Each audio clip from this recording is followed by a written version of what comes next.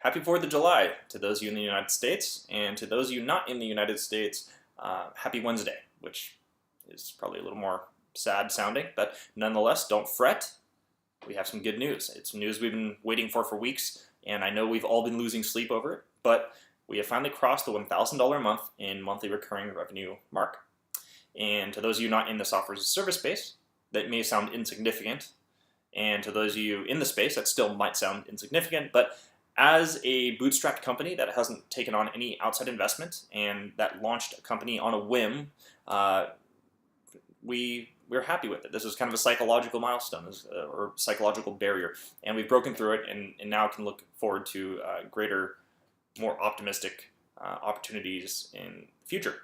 So this has taken a little bit of time for us to reach this point. It's taken a total of 25 months, and which is a little longer than average, but I'm going to get to that in a minute. I'd like to spend a majority of this video really talking about some of the things we learned along the way to get to this point, in hopes that at least it'll help shorten the amount of time it takes you to get there if you're somewhere around the same area in business at the moment. So I'd say the main theme is that there were no shortcuts for us.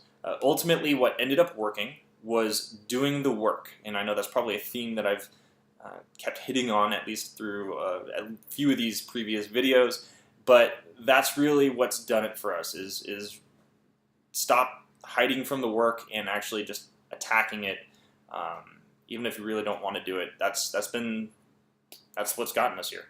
And to make it a little more tangible for you, the work for us was doing blogging and SEO strategy. That is a very time-consuming process. In fact, actually, if you're familiar with the Groove Help Desk blog, they spend at least 20 hours per blog post for each blog post, and that's a lot of time for a single blog post. But I'd say that sounds pretty accurate if you're considering research all the way through, content production and getting it live on the site. At least 20 hours. So it's a time-consuming pursuit, and that really raises the prospect of, or really the reality of the fact that we have limited time.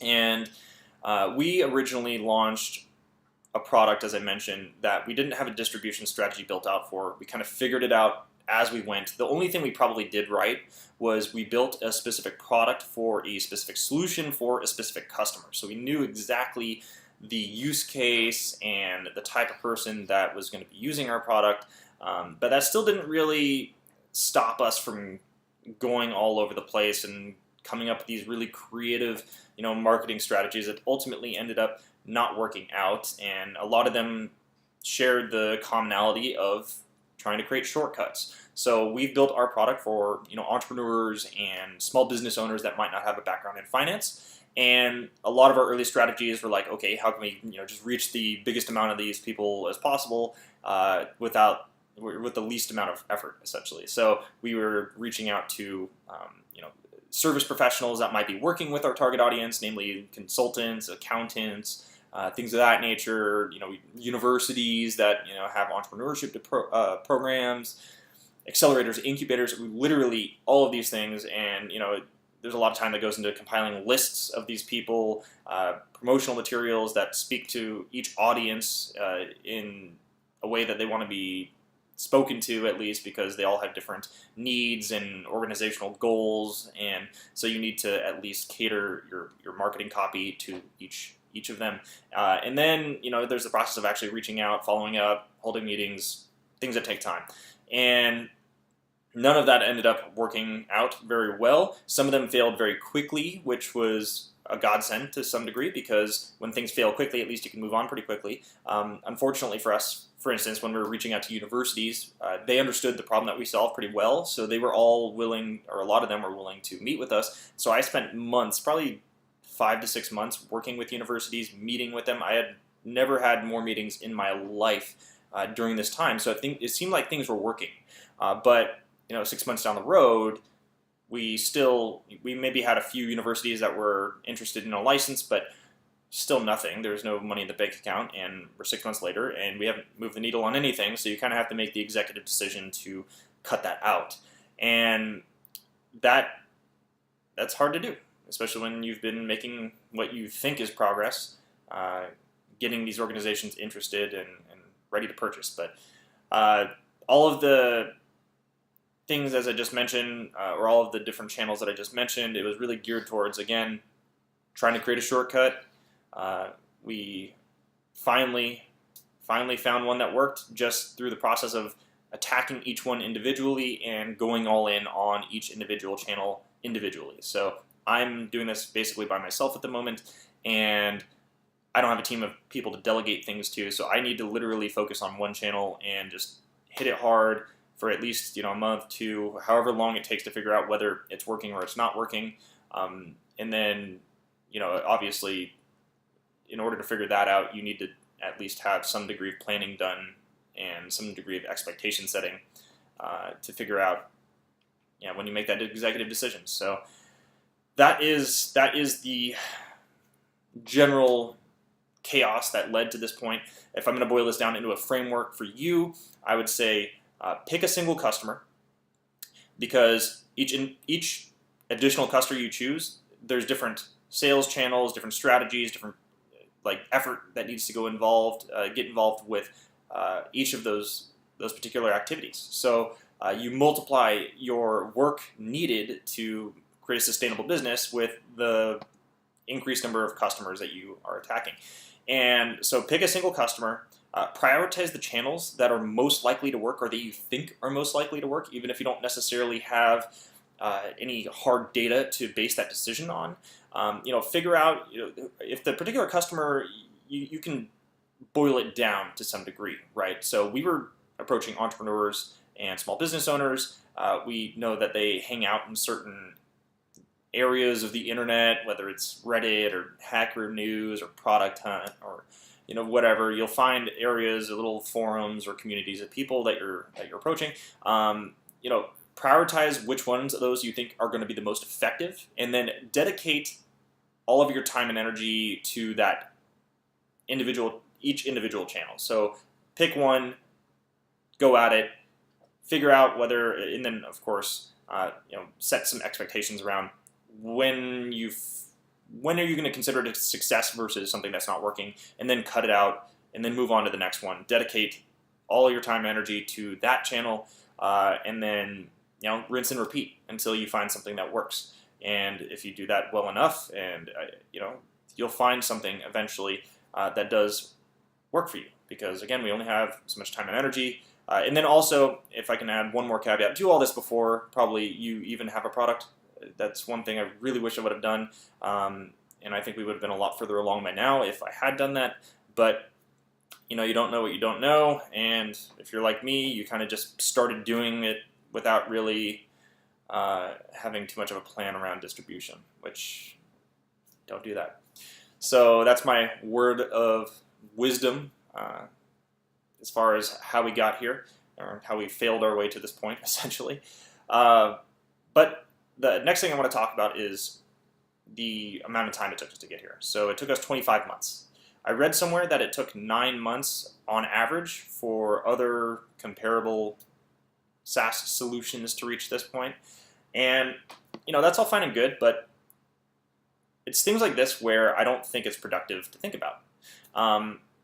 When you compare yourself to other people, external events, external factors, things outside of you, essentially, you are not acting productively. You're not helping yourself figure out how you're going to create a better product. You're going to create a better customer experience. You're going to create a better company, better culture, a better person.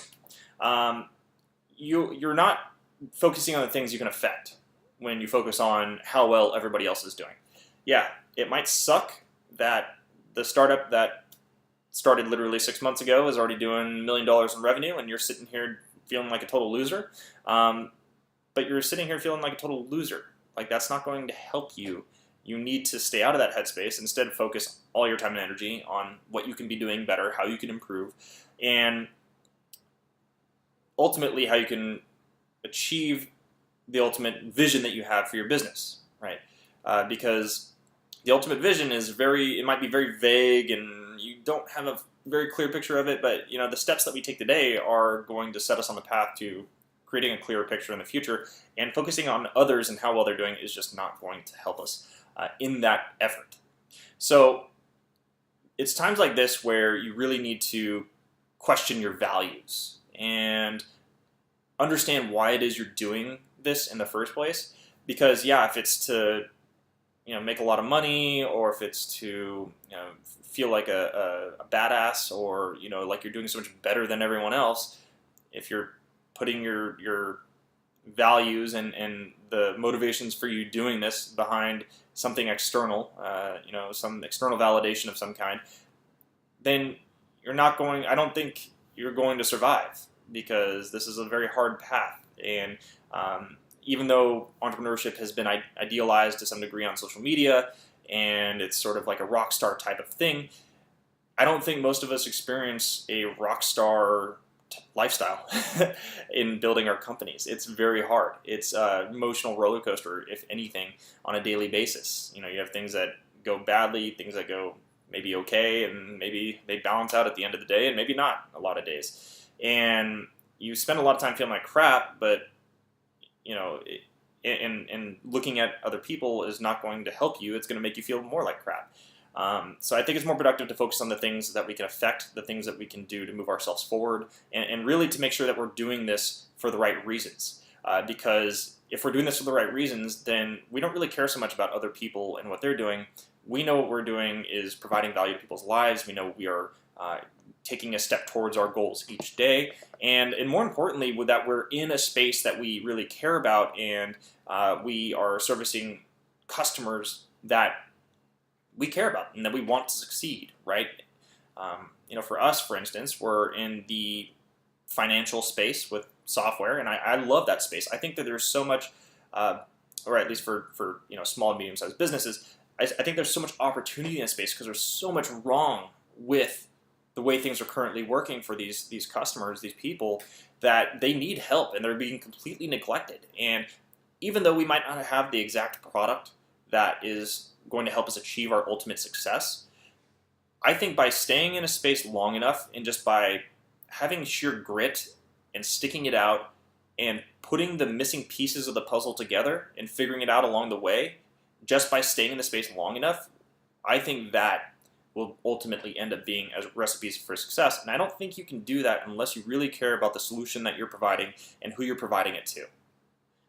The entrepreneurs, they're going to be quitting the first sign of adversity, the first sign of not going viral and making the front page of TechCrunch immediately. The rest of us that are quietly working and just sticking it out, making steps each day, I think that's the recipe ultimately for success. Maybe it won't create a unicorn. Maybe it'll create a business that does a few $100,000 and a few million dollars a year, whatever it is, whatever your level of success is.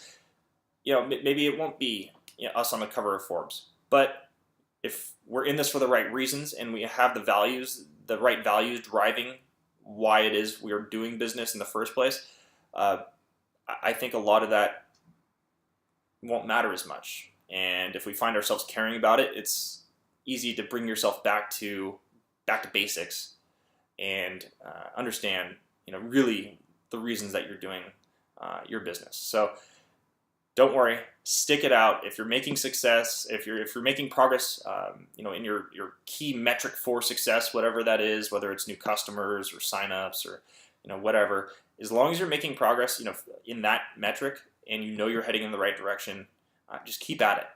And if you do it long enough, I believe you will achieve the success that you deserve. So that's it for me on this topic. Thank you for watching.